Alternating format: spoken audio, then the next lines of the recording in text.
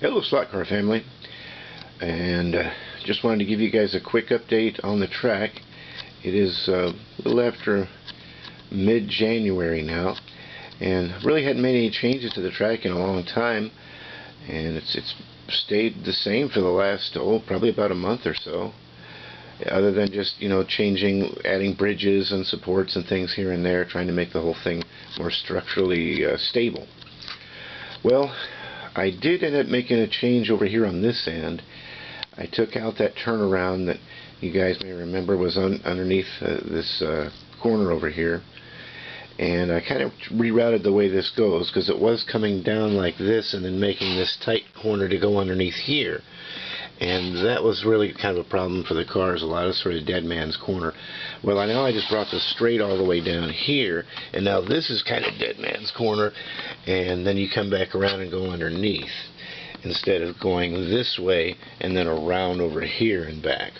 So it's taken about it's taken a few feet of track off in a corner and a straight, I guess.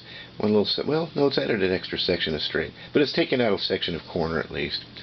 And it's made the track a little bit faster, and overall I think a little bit more fun, because now we're not running into all those crashes down there. I had that that crossover intersection where if you were trying to get ahead of the other car, you'd end up crashing into it just about every time over there, and that started to get irritating. Slowly but surely, I have gotten rid of basically all the crash spots. I started off with some squeeze tracks and some crossovers and all that kind of stuff, and then I had lane changes up here, and I realized, and another one over there, and I realized those weren't really making any difference between the two sides as far as lap times were concerned. I just took those things out, and so there was one less place for the cars to crash into each other. But anyway, so that's really the big news, is the way I changed that section down there.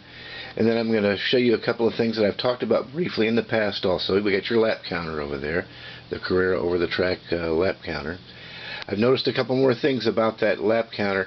It occasionally will count a lap when it shouldn't, if the track gets wiggled or something that the eye is seeing, or it's kind of strange. It happens very occasionally, and if I mess with it and kind of pull it to one side or another, then it stops doing that.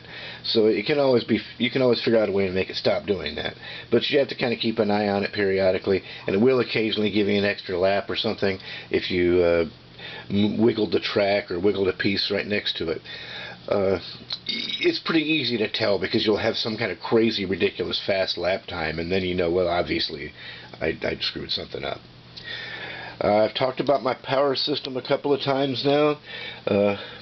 First off, running the 4-input track, I have modified this one internally, taking out the thermal protection, so it doesn't do that inadvertent shutting off and stuff. It never gets hot, and it's never smelt funny or anything. And in fact, I've glued this thing all together with hot glue, and it's still staying together. But also, it's kind of elevated. It's not sitting down on the table. It's up on this upper section of track, and so it's getting a lot of air. Everything's good there. And so since this has individual inputs for each lane, I'm using two separate power supplies over here. These are just some little Chinese power supplies. They go to 3 to 24 volts, and I believe 3 amps. And as you can see here, I've actually got the car that I'm driving, old Jackson Storm that you've seen in a bunch of the videos. I've got him up to almost 19 volts now, because he just keeps getting more and more tired. But I'm getting more and more life out of that car. It just keeps on going. And I just keep, pumping it up a couple extra tenths here and there whenever I need to. Same thing with my drone car. It's getting kind of worn out.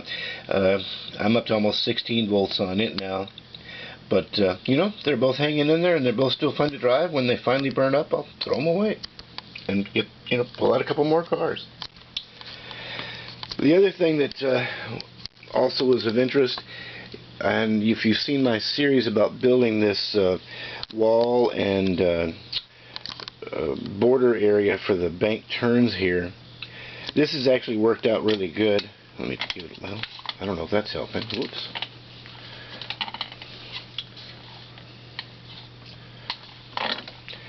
This has worked out really well. I'm stoked about it, and I'm planning on building another one a little bit better. I've got some modifications in mind. I'm going to make this this run out area here a little bit wider now, make it about 2 inches wide, so the cars will have plenty of room for their tail slides around there. And that's what I'm building for this end down here. I want to put it on this end because I'm hating the way these cars come off this corner and they keep smacking the bridge or these wall supports, and when the rear end or the tire hits that, it just knocks the car all off the track, and it's another chance for things to go wrong. And I want to make it fast and fun and not have the cars coming off the track just because of, you know, silly things like this. So little by little we keep making it better, and as you can see, I have basically made this same kind of thing on all the flat corners, so every time the car goes around the corner, it's got space for the rear end to get out there. No big deal. Same over here, same over here, and over there, and here. So we've already got that on all the flat corners. I just at this point I'm just trying to make something like that for these banks, and for this big bank turn that's down underneath here too. I'm gonna have to figure something out for that.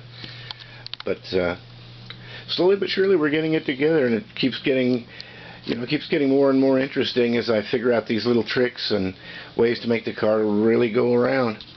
So, hope you guys have enjoyed the videos, and we'll catch you on the next one.